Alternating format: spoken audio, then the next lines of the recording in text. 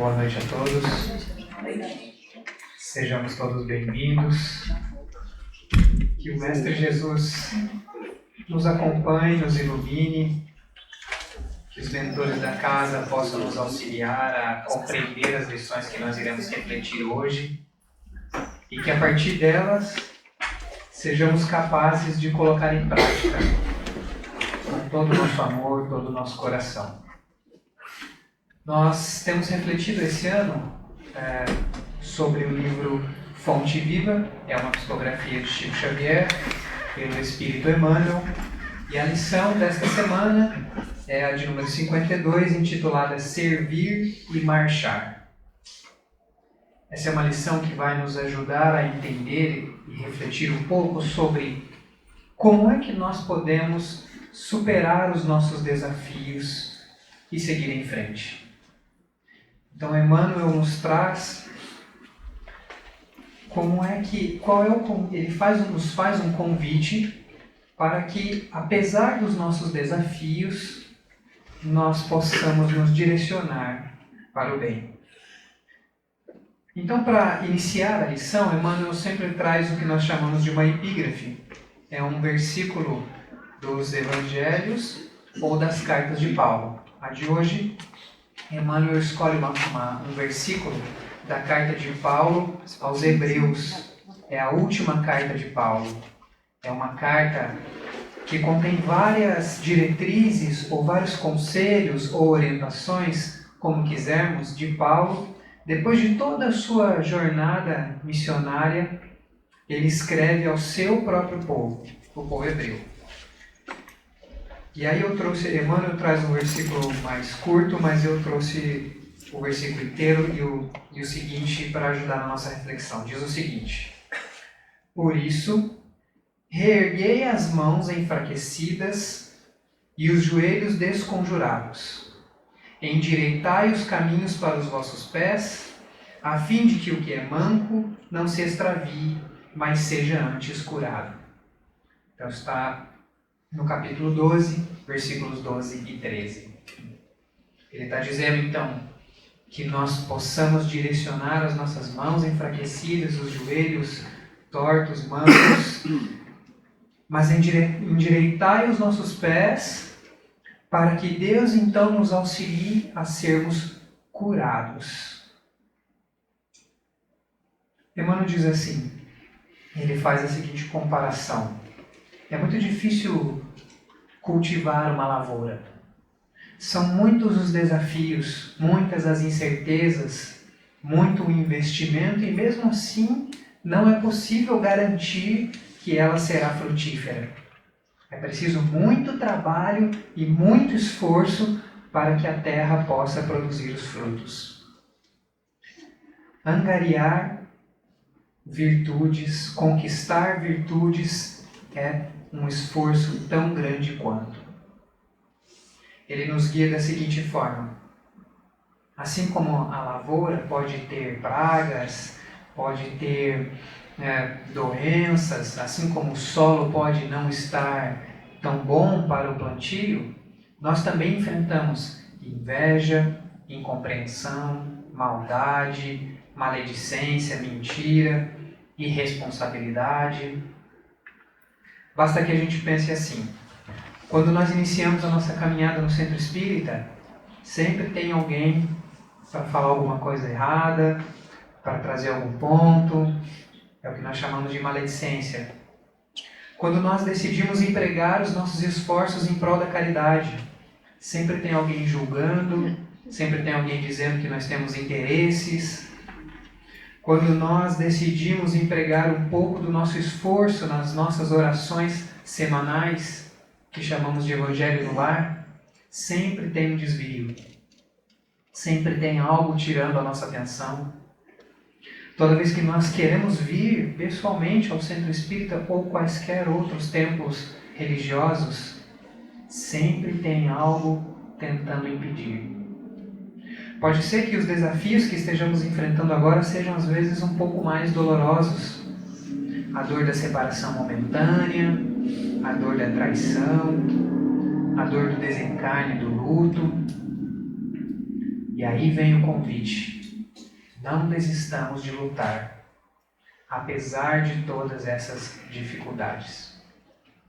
O trecho da carta de Paulo, ele está numa parte em que as traduções em geral, quando separam os textos por temas, trazem o seguinte: este pedaço fala sobre a educação paterna de Deus. E lá no versículo 6, um pouco antes do que eu trouxe, ele diz o seguinte: o Senhor educa a quem ama. Isso quer dizer que os nossos sofrimentos geralmente têm um propósito relacionado à resignação e à fé. E sempre nos trazem algum tipo de ensinamento. Resignação significa aceitar a vontade de Deus, não dos outros. Aceitar a vontade de Deus. Mas resignação não pode vir sem fé. Fé é confiar em Deus.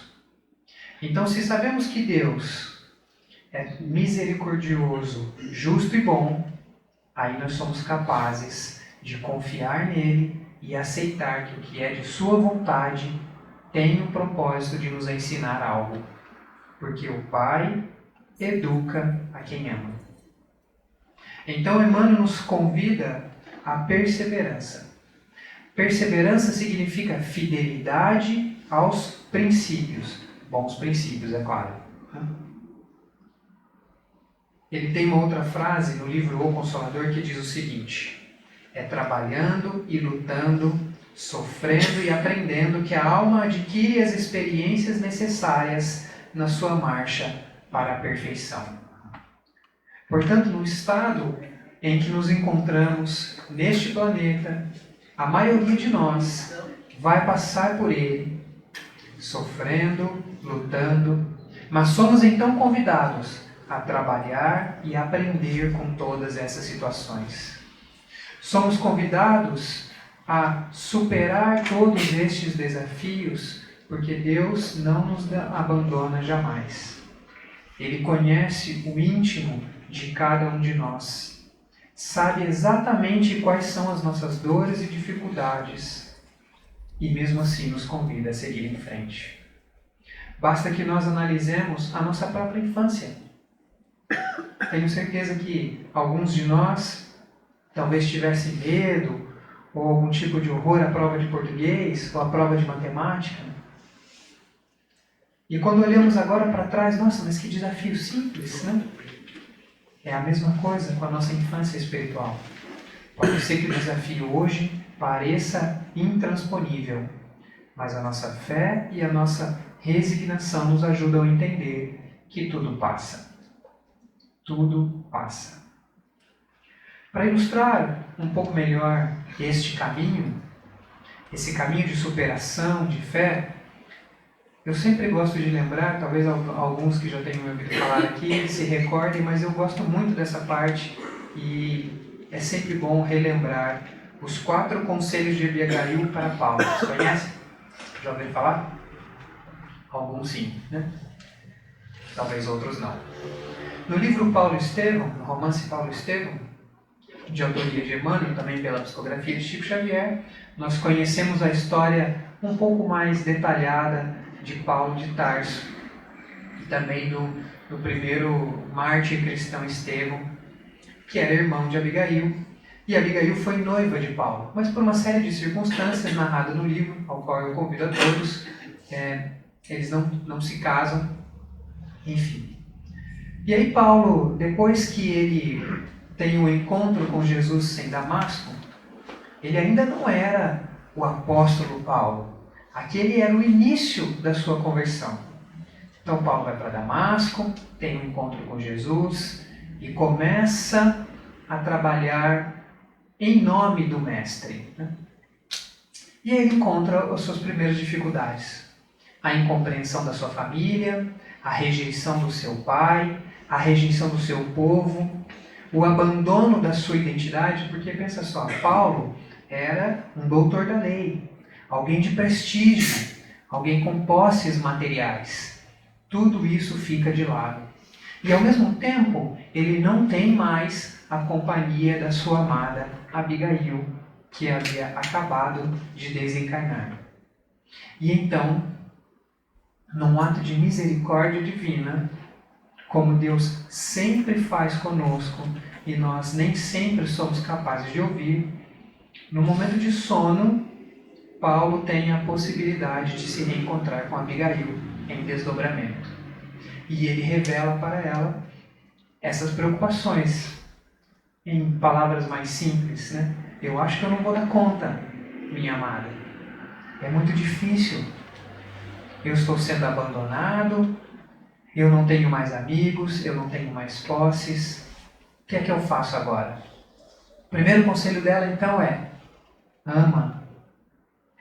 Quando nós colocamos o amor na frente dos nossos olhos, tudo muda. Tudo muda quando olhamos para todas as situações da nossa vida com amor. Somos capazes de compreender melhor o nosso próximo. Somos capazes de relevar algumas situações ou enxergar as coisas por um ângulo completamente diferente daquele sem as lentes do amor. Não por acaso, as duas leis divinas que resumem todas as leis dos profetas, como o próprio Cristo nos disse, tem o verbo amar. Amar a Deus, amar ao próximo e amar a si próprio. O segundo conselho dela, então, é: trabalha. Coloque-se em movimento. Faça pelo bem. Faça pelo outro, porque automaticamente nós também faremos por nós mesmos. Não basta que não façamos o mal.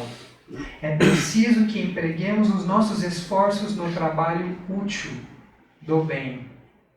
E mesmo nos dias de maiores dificuldades, é exatamente esse o dia que nós mais precisamos do trabalho. É nos dias de tristeza, de angústia, que somos então convidados a irmos fazer alguma coisa pelo outro. O trabalho de caridade material, sim, é importante, mas a prece por aquele parente difícil, a prece de seguir em frente, a prece por algo bom pelo outro. Ou então vimos em algum dos trabalhos, seja desta casa ou de quaisquer outras, simplesmente empregarmos os nossos ouvidos a alguém que quer conversar, sem querer dar conselho, sem querer dar as aulas, nada. Apenas a ocupação útil em benefício do bem. O terceiro conselho dela, então, é: espera. Não a espera da inércia, porque o conselho anterior era: trabalha. Mas a espera relacionada à esperança. E esperança está relacionada à confiança, que é exatamente o que nós comentamos, a fé em Deus. Confia, tenha esperança que Deus tem um plano bom para todos nós, ainda que não sejamos capazes de compreendê-lo neste exato momento. Deixemos a nossa ansiedade de lado e saibamos confiar em Deus.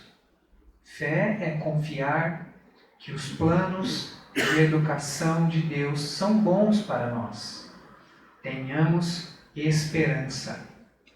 Esperança que tudo progride neste mundo. Esperança de que todo o sofrimento que passamos agora nos ensinará algo. E aí o último conselho: perdoa. Porque o perdão nos liberta de quaisquer energias, densidades, quaisquer coisas que não nos fazem bem.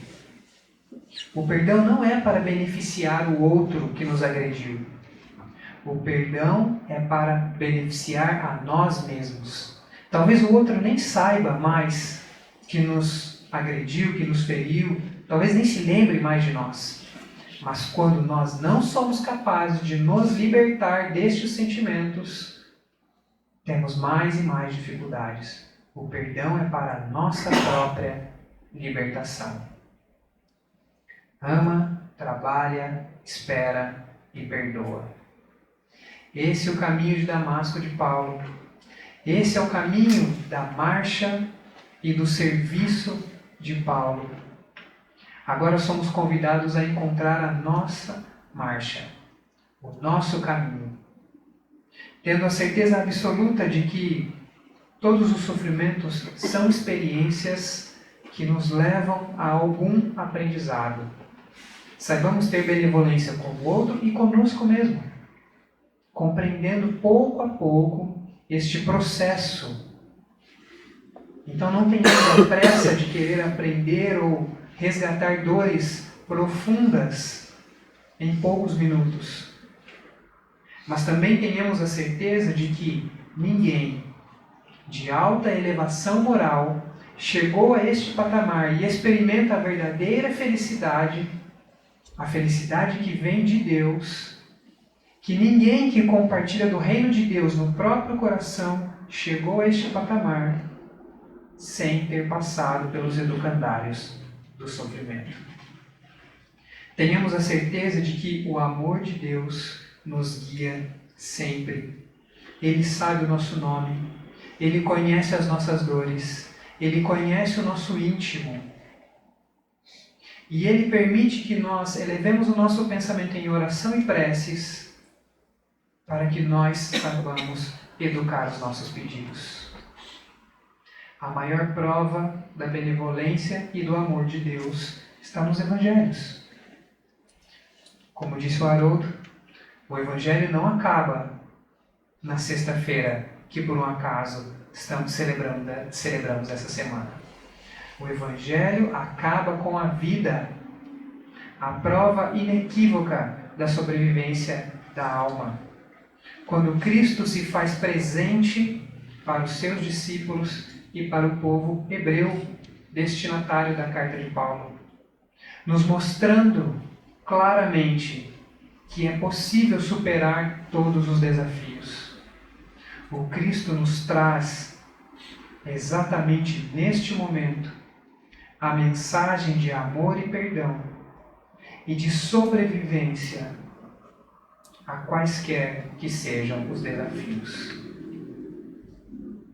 Então que o Mestre nos ajude em cada uma de nossas missões, que possamos compreender a profundidade dessas lições, que não são meras aparições, mas sim uma lição de amor de Deus para conosco mesmo. Tenhamos a mais absoluta convicção de que Ele está conosco, conhece os nossos desafios e nos dará ferramentas para superarmos cada um deles. Que Jesus nos ampare hoje e sempre, meus amigos. Assim seja, graças a Deus.